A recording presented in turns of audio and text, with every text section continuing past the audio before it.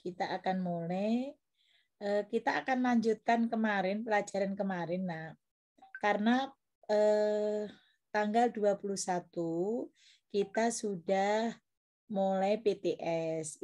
Ibu ingatkan kepada anak-anak yang bioteknologinya harus sudah mulai dikerjakan ya, karena kan waktunya mungkin sekitar 3 hari gitu ya. Jika nggak jadi misalnya membuat tape nggak jadi, maka bisa diulang lagi. Membuat yogurt bisa diulang gitu, seperti itu, karena nantinya akan menjadi penilaian juga di akhirnya ya.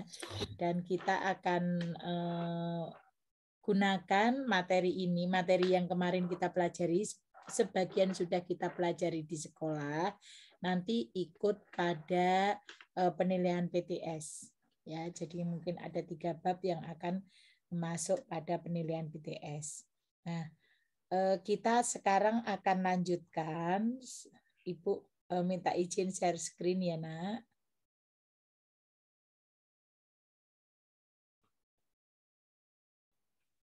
Kemarin kita sudah sampai ini.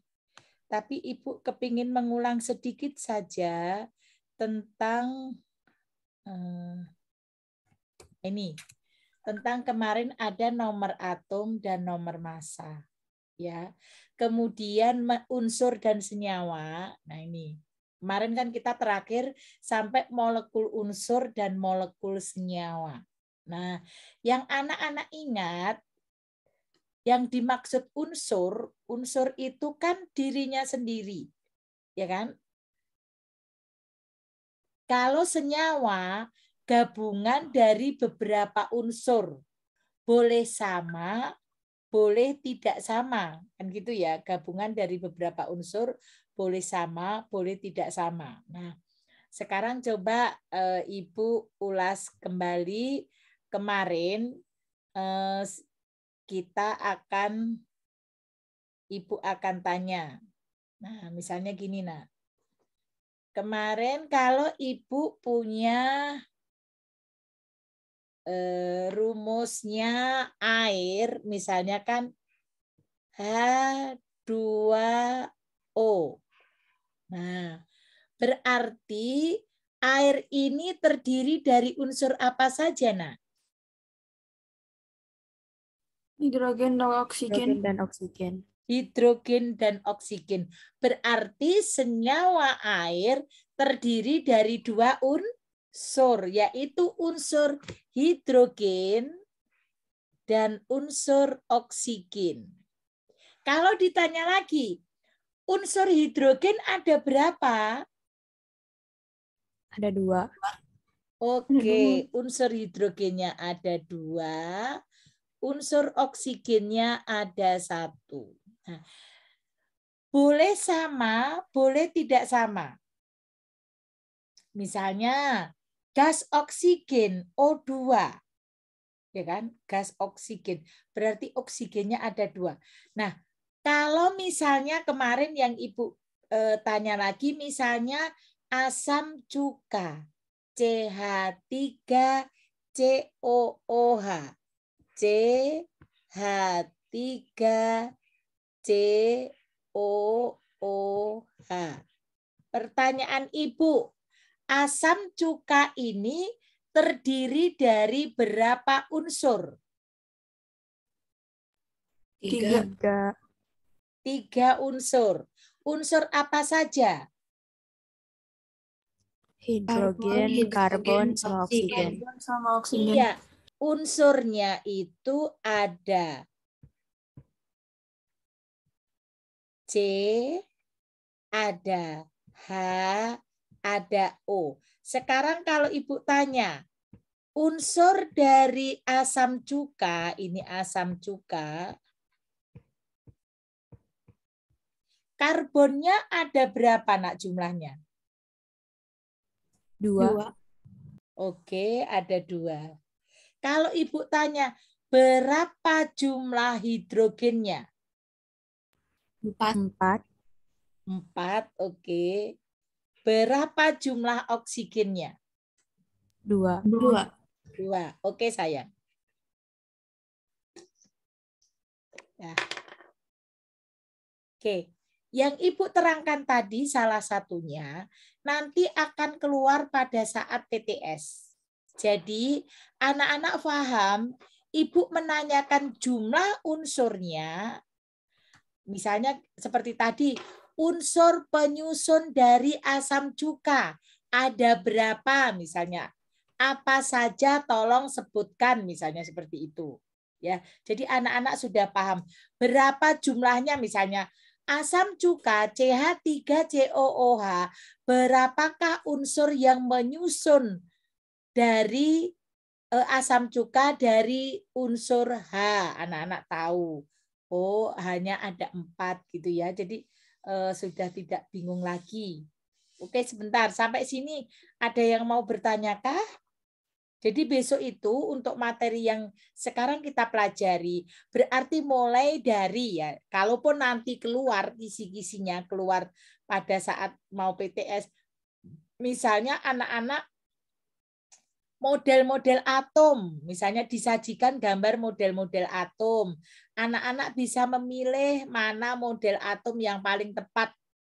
Menurut siapa? Misalnya apa menurut J.J. Thomson, apa menurut Naismith gitu ya. Kalau J.J. Thomson kan yang seperti ada kismisnya itu. Terus kemudian menentukan nomor atom dan nomor massa. Berapa nomor massanya? Berapa jumlah elektronnya? Berapa jumlah protonnya? Anak-anak sudah harus tahu. Kemudian misalnya inti atom, apa muatannya? Ibu tanya sekarang, muatan inti atom itu apa? Proton dan neutron. Betul, proton dan neutron. Terima kasih Mbak Kalisha. Proton dan neutron. Kalau Ibu tanya, muatan atom, atom berarti muatannya apa saja? Proton, neutron, elektron. Proton, Betul. Proton, neutron, elektron. Ada lagi pertanyaan satu lagi. Yang bisa bergerak pada atom adalah muatan titik-titik. elektron. Elektron, oke. Tepuk tangan buat kelas 91, oke. Jadi anak-anak kalau ditanya insya Allah sudah nggak ada yang salah lagi ya. Jadi paling pertanyaannya sekitar itu saja. Ya, oke. Sekarang kita lanjut sambil nunggu ini masih ada 5 temanmu yang belum kelihatan. Semoga semua sehat ya nak. Nih kita lagi diuji, harus bersabar lagi. Oke, sebentar. Saya suruh ngomong satu. Oke, kita lanjutkan lagi.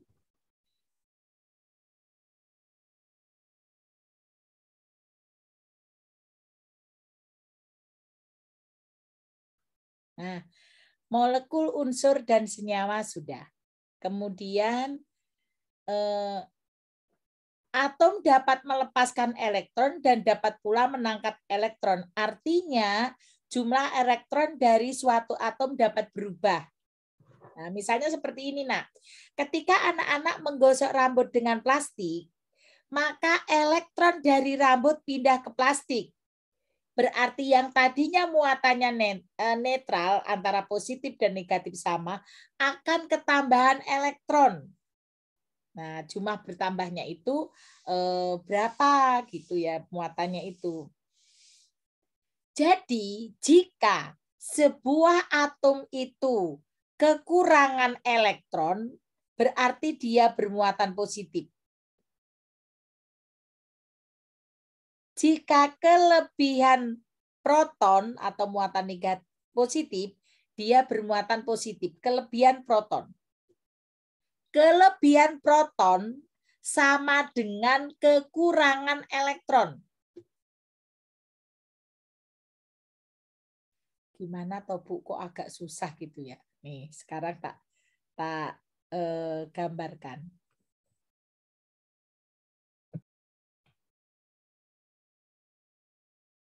Nah, tadi kan Ibu bilang gini ya, Nak.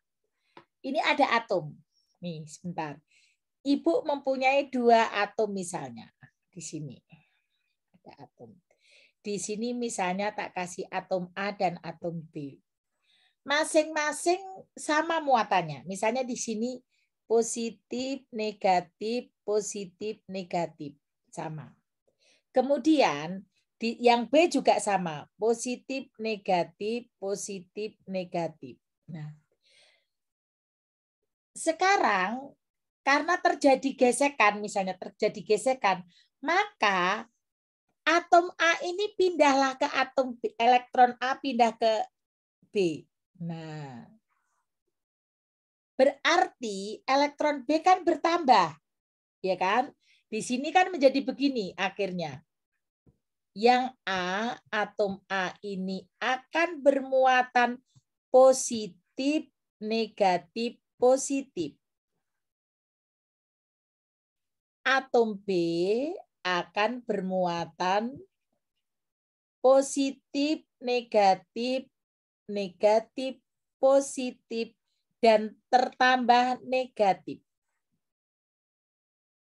Sekarang kalau Ibu tanya, atom A ini berarti jumlah muatan positif sama negatif karena banyak jumlah muatan positif, maka dikatakan atom A bermuatan Positif. apa? Positif, betul. Atom A bermuatan positif. Tadi kan Ibu bilang, atom A bermuatan proton atau positif karena dia kelebihan proton, muatan positif, dan kekurangan elektron. Elektronnya pindah kemana, Bu? Pindah ke B. Ya, jadi ini positif 2, negatif 1, maka dia bermuatan positif karena lebih banyak. Yang di sini positifnya 2, negatifnya 3. Berarti dia bermuatan negatif karena tadi dapat dari A. Nah, anak-anak yang suka berpindah tempat itu berarti bermuatan positif apa negatif? Negatif. Ayo, negatif karena yang bisa berpindah muatan atom yang bisa berpindah, yang bisa bergerak adalah muatan negatif atau elektron. Ya, seperti kemarin menggosok rambut, muatan negatif yang berpindah, positifnya tetap ada di kita, tetap ada pada bendanya. Itu contohnya. Jadi bisa dikatakan atom yang kelebihan proton, kekurangan elektron, berarti dia bermuatan positif atau disebut positron. Ya, atau disebut positron. Nih, sebentar. Kemarin kan Ibu sudah berikan apanya itu Nak, PPT-nya ya. Mudah-mudahan harapan Ibu semua anak-anak sudah dipelajari, yang penting dicatat. Jadi Ibu mengulas barangkali ada yang belum difahami, bisa kita lihat di sini sekarang ya. Oke, kita lanjutkan sekarang.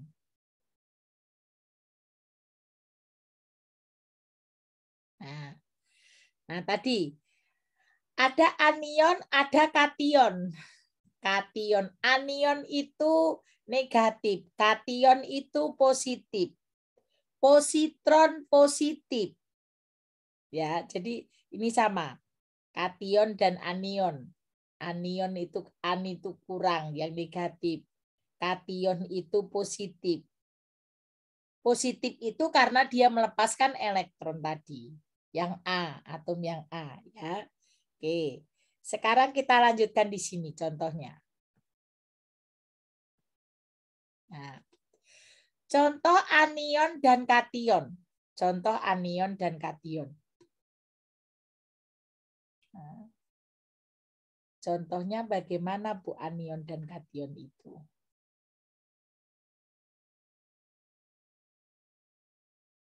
Yang bermuatan plus, nah ini anak-anak lihat. Na plus, jadi ini rumusnya dari para ahli peneliti dulu. Na plus berarti ion natrium, Mg2 plus ion magnesium, Ca2+ ion kalsium ini anak-anak apa itu sekedar di pengenalan aja ya. Nanti insya Allah belajar lebih lanjut ke SMA. Nah, K+ OH-, ini maksudnya sudah rumus-rumus ya nak. Na+ Cl-, NaOH, Na+ OH-, ini sudah menjadi rumus gitu. KCl, K+ Cl-. Jadi ini ya tak ajarin dulu sedikit belajar tentang anion dan kation. Oke.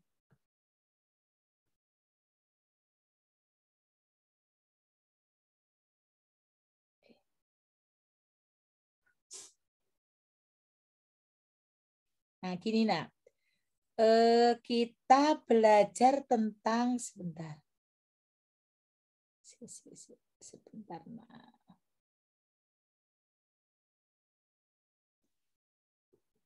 Anak-anak masih ingat Ibu tanya rumusnya garam dapur. Apa rumus kimianya?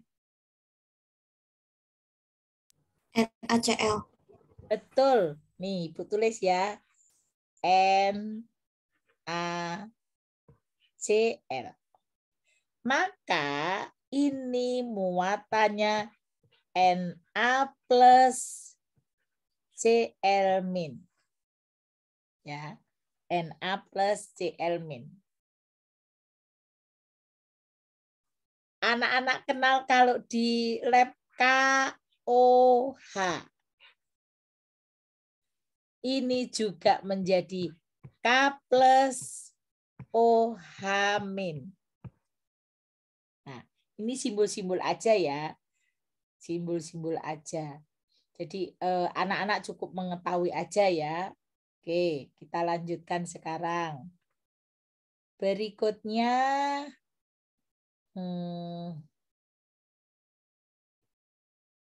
tentang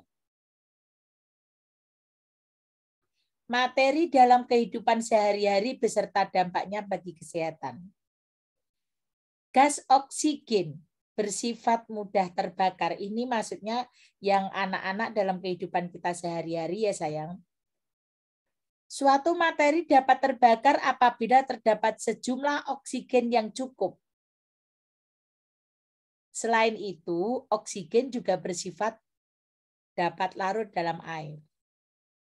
Kehidupan ekosistem dalam perairan dipengaruhi oleh kandungan oksigen yang terlarut dalam air atau dissolved oksigen atau DO. Jadi di dalam air, di perairan itu ya. Hewan air dapat bertahan hidup apabila jumlah DO tidak kurang dari 5 ppm. Dan ukurannya itu ya. Ukurannya tidak kurang dari itu. Kemudian nitrogen, ini maksudnya ini anak-anak bisa dibaca karena kalau yang tadi itu kan harus diterangkan, takut ada salah persepsi. Kalau untuk seperti nitrogen berikutnya itu anak-anak bisa dipelajari. Contohnya di sini, atom nitrogen merupakan komponen penyusun DNA dari makhluk hidup. Yang anak-anak tahu nitrogen pada bintil-bintil kacang gitu kan. Nah ini, komponen penyusun udara terbesar adalah gas nitrogen, yaitu sekitar 78%. Jadi kalau Ibu tanya, komponen penyusun udara yang paling banyak adalah NOHC. Jadi harus tahu adalah N2, gas nitrogen yang kita perlukan. Ya. Kemudian yang berikutnya, karbon dioksida, CO2. Karbon dioksida ternyata selain selain menyebabkan kita sesak untuk bernafas, ternyata ada manfaatnya juga. Setelah kita membuang bernafas, menghirup oksigen, mengeluarkan karbon dioksida. Senyawa karbon dioksida banyak dimanfaatkan sebagai pemadam api kebakaran. Oke, ya. Nah, di sini senyawa karbon dioksida biasanya dihasilkan dari proses pernafasan dan reaksi pembakaran senyawa karbon. Atau anak-anak apa itu tumpukan-tumpukan daun-daun dibakar itu menghasilkan senyawa karbon. Oke. Mineral. Berdasarkan kebutuhan di dalam tubuh dapat dibedakan menjadi dua jenis, yaitu mineral makro dan mineral mikro. Mineral makro itu apa saja, Bu? Contohnya ada natrium, kalium, kalsium, Ca ya. Kalau kalium K, kalau natrium Na rumusnya, kalau magnesium Mg, fosfor F, klorin Kl. Mineral mikro. Mikro itu kecil, jenis mineral yang dibutuhkan oleh tubuh dalam jumlah sedikit. Besi, zinc, tembaga. Besi artinya anak-anak tidak makan besi gitu ya, tetapi makan makanan tumbuhan yang mengandung besi. Ayo apa? Makanan yang mengandung besi. Zat besi apa? Yuk. Sayur apa sayuran? Fe. Ada pada sayur kangkung ya. Itu berarti sudah memakan zat besi. Produk rumah tangga, bahan pembersih, sabun, dan deterjen. Sabun dan deterjen bekerja dengan cara menurunkan tegangan permukaan sehingga air mudah membasahi permukaan benda, kemudian menarik kotoran pada benda tersebut. Itu fungsinya deterjen. Kemudian kalau bahan pemutih, ya anak-anak untuk memutih bahan-bahan yang membandel itu. Kemudian pewangi untuk pengharum ruangan. Nah, pembasmi hama atau pestisida. Pestisida adalah bahan zat kimia yang digunakan untuk membunuh hama, baik yang berupa tumbuhan, serangga maupun hewan lain di lingkungan kita. Seperti anak-anak, kalau di rumah ada nyamuk maka menggunakan apa? Baygon gitu kan? Disemprot dengan baygon gitu. Berdasarkan jenisnya ada insektisida, herbisida, nematisida, fungisida, rodentisida. Ada yang untuk membasmi jamur dan sebagainya. Wis ini untuk difahami saja, yang ini nggak usah kayaknya. Nah, ini yang perlu difahami, Nak. Yang tadi kelihatannya sudah, ini aja yang difahami lagi. Material bangunan, karena ini akan berhubungan dengan kehidupan kita. Kayu merupakan bahan material alami sehingga lebih ramah lingkungan. Seringkali orang memperindah warna kayu dengan menggunakan pelitur. Penggunaan pelitur dapat menimbulkan alergi kulit. Ini wis. Pipa PVC. Paling akhir ini. Asbes. Asbes atau platform dan atap dapat berpengaruh buruk bagi kesehatan kita.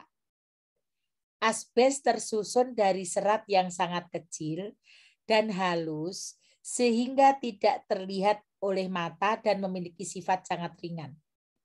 Asbes ini yang dihirup dapat menyebabkan kanker setelah 20-30 tahun kemudian. Penyakit yang ditimbulkan adalah gangguan paru-paru, asbestosis, dan kanker. Oke. Wis, selesai. Pertanyaan Ibu. Nah, sama sih, beberapa kita lihat mungkin salah satu ya sebagian kecil mungkin di Ibu juga masih ada sebagian kecil mungkin sekitar 1 meter itu ada tempat yang diletakkan asbes tapi masih mau diganti nih, mau genteng atau mau dicor saja gitu. Karena ternyata mempunyai efek yang sangat dalam di mana 20-30 tahun mendatang akan menyebabkan kita sesak nafas. Ya, akan menempatkan kita sesak nafas. Ya, mudah-mudahan saja harapan kita semua dalam keadaan sehat. Ya, kita pokoknya menjaga. Oke, sekarang aku mau tanya, nanti yang takpin menjawab. Ya, yang takpin menjawab. Oke. Iki nanti sudah habis anak-anak boleh belajar sendiri. Oke, aku mau tanya. Tadi kita sudah belajar tentang beberapa unsur dan senyawa. Pertanyaan Ibu, atau boleh reaction angkat tangan ya. Pertanyaan Ibu, apakah karbon dioksida itu ada fungsinya bagi kehidupan manusia? Ayo, apakah karbon dioksida? Mbak Raisa, ayo, apakah karbon dioksida itu ada fungsinya bagi kehidupan manusia? Menurut saya ada. Misalnya kan kalau apa namanya? Kalau buat tumbuhan kan apa ya? Tumbuhan kan memerlukan karbon dioksida juga, Bu. Jadi supaya dia mengeluarkan oksigen, dia butuh karbon dioksida juga. Jadi karbon dioksida kan dikasih ke tumbuhan. Tumbuhan ngeluarin oksigen berguna buat kita, gitu, Bu.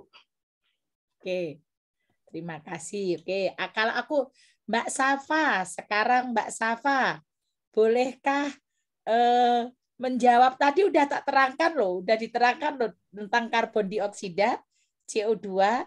Apakah ada fungsinya untuk kehidupan kita? Bisa untuk memadamkan api yang kebakaran. Betul, bisa untuk memadamkan api. Gak apa-apa Mbak Raisa, itu juga boleh betul, tetapi maksudnya untuk kehidupan kita, bahwa CO2 itu selain tidak kita butuhkan, ternyata dibutuhkan dalam kehidupan kita. Untuk apa pemadam api itu ternyata membutuhkan karbon dioksida. Ya, oke. Berikutnya, Hanif.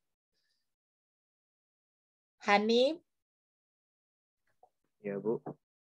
Hanif, aku tanya sayang. Nah, kalau karbon dioksida itu dihasilkan oleh manusia dari proses apa? Dari proses bernapas, Bu. Dari proses bernapas. Bernapas itu memerlukan apa? Oksigen, Bu. Oksigen. Mengeluarkan Karbon dioksida, Bu. karbon dioksida. Karbon dioksida saja? Dalam proses bernapas, apakah hanya karbon dioksida saja? Oke, terima kasih Mas Hanif Jalal. Mbak Rayana, Mbak Diandra, apakah dalam proses pernapasan hanya mengeluarkan CO2 saja? Coba anak-anak di depan cermin, ketika bernapas, mengeluarkan apa? Selain karbon dioksida apa, Nak? Uap? H2O. Uap air. Iya, H2O atau uap air. Mengandung Ya. air, Bu. Ya, anak-anak makanya kalau bernapas di depan Uap kaca air itu Bu. kan kelihatan ada apanya itu, ada uap airnya. Oke, sekarang aku mau tanya sama Mbak Alaya. Mbak Alaya, apakah asbes itu mempunyai pengaruh yang kurang baik pada kita? Apakah asbes itu mempunyai pengaruh yang kurang baik pada kehidupan kita, Nak?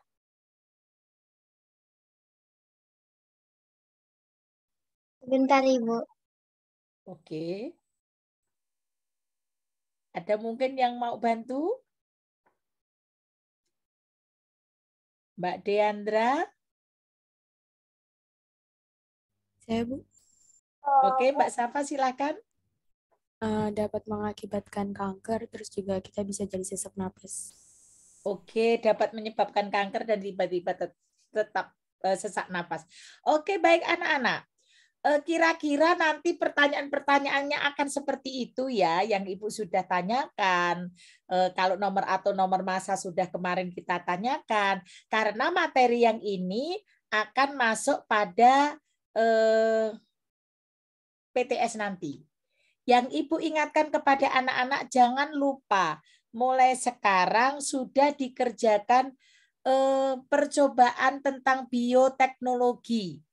Ingat loh ya, Waktunya kemarin kan Ibu kasih sampai tanggal 20 Februari. Jadi harus dimulai dari sekarang. Mau membuat tape, apa mau membuat yogurt, apa mau membuat tempe, silahkan. Nah, untuk berikutnya, anak-anak silahkan pelajari.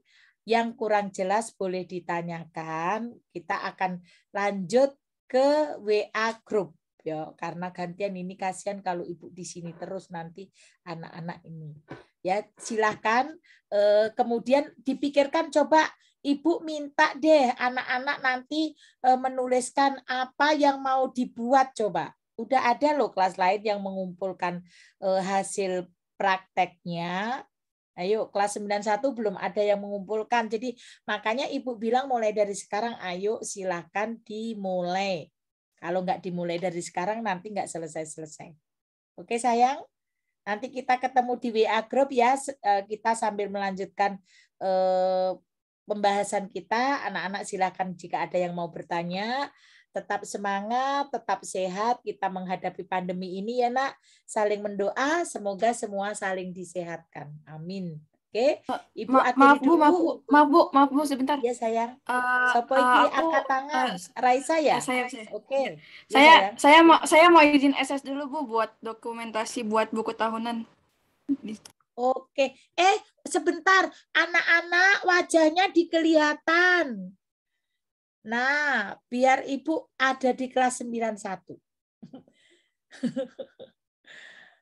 Ayo Mbak Salsabila, aku yo ikut toh. Aku yo biar punya kenangan. Tadi Ibu sudah, cuman anaknya tadi anaknya tadi pada hilang. Alfat nggak kelihatan, Fat. Dava, oke. Hanif nggak bisa dibuka sayang. Mbak Rayana Diandra, bukannya tadi bisa. Sebentar sebelah sini. Raditya Arga ada di situ? Radit, ya, ayo buka kameranya. Bentar Bu. Cepetan, apa kamu mau lagi cuci muka? Siski ada? Lagi itu tadi. Naufal Hakim, kamu kok hilang malahan? Radit ada, kamu hilang. Oke, sebelah sini sopo sing orangnya. Rayana Diandra ada di situ nak? Ora ada anaknya. Oke sayang. Oke Mbak, udahan Mbak Raisa? Udah Bu. Oke sayang. Ayo, podo bergaya. Aku ambil dulu. Ayo, gaya sehat pokoknya. Ayo semua anak Ibu 91 mah is the best. Oke. Sing halaman 2. Halaman 2 belum. Ayo, bergaya, boleh tepuk tangan, boleh apa saja is the best. Oke. Terima kasih sayang. Kita ketemu di halaman berikutnya di WA. Oke ya. Assalamualaikum warahmatullahi wabarakatuh. Sampai jumpa, tetap sehat selalu anakku. Oke ya, Ibu pamit ya nak. Oke, terima kasih sayang anak Ibu 91. Terima kasih Bu. Iya. Aku kok belum lihat Jiko ya? Jiko mana? Belum masuk, Jonjo.